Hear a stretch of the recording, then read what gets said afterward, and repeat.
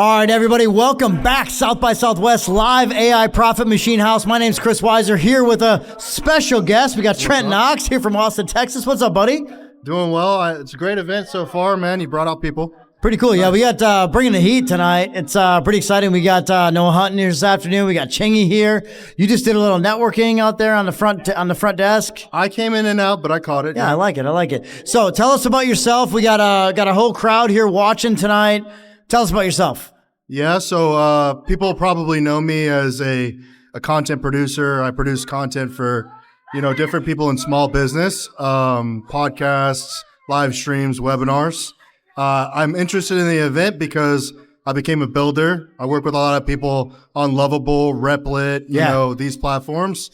And my biggest community is in the gaming and esports space. And so we built on Lovable and work with Anti-Gravity and Claude Code and those things. Okay. Yeah. So what do you see from your standpoint?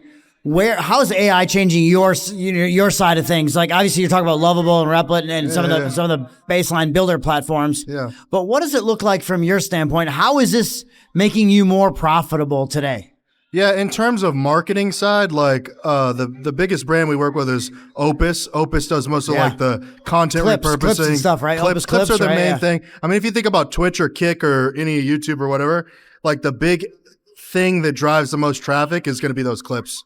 So we do a lot of clipping, especially for podcasts and live streamers. Yeah. Yeah. So from your standpoint, you talk about clipping, you talk about profitability, you talk about growth.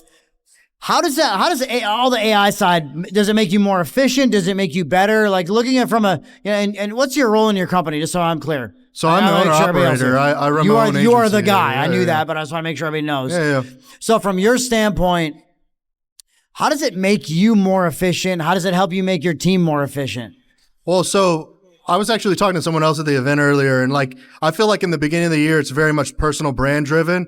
So like a lot of it right now is my team is focused on me. Yeah. And then secondly, like once we get over the New Year's resolutions or whatever, then people start thinking about business and like that's actually a really good point about the new year and that kind of stuff. Right? People start to focus on themselves much more than like their operations or what they're doing. Agreed. And so then when it comes back around, then they start thinking about, what can I do with my e-commerce brand? What can I do with my new venture or whatever have you?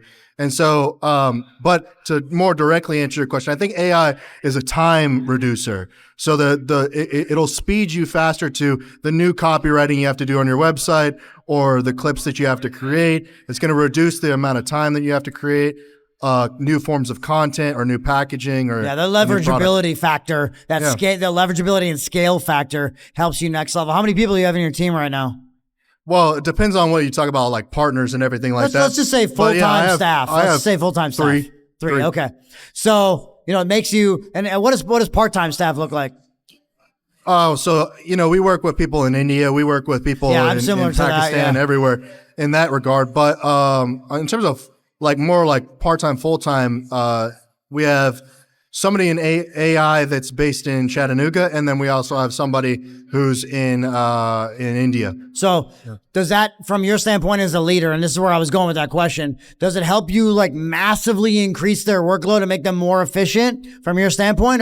Or is it, from your standpoint, are you trying to potentially not necessarily replace them? And I'm really trying to take people away from the replace people standpoint to how do we make them more efficient and better, right? Yeah, for sure. Well, so there's a couple things. One, one of them is not as AI powered as the other. The one's much more of an entrepreneur, very much motivated to do his own things. So that's really great. But actually I was like, as I was walking up here, I heard somebody say something like agentic is not like, who's using agentic?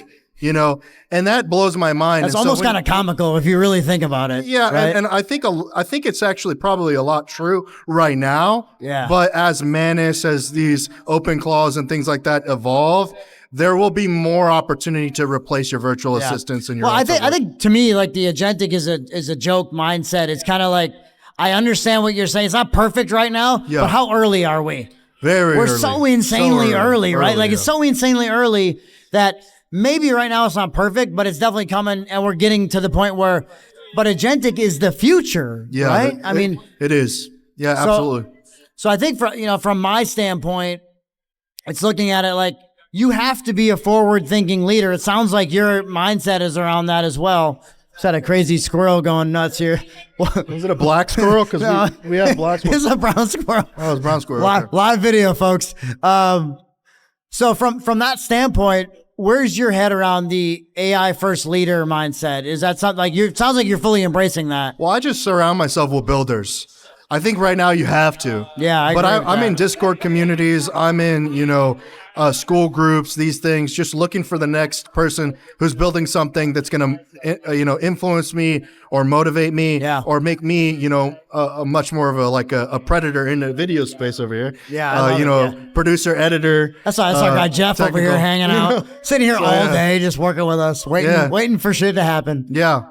So, as we kind of wrap up here, we got short little bursts here, little episodes, little shorts here at South by. We're live at AI Profit Machine House here at South by Southwest 2026. What's a couple tips you can give to somebody that is maybe a smaller entrepreneur or a new entrepreneur, or maybe even a legacy seasoned entrepreneur? How do we use AI and believe it?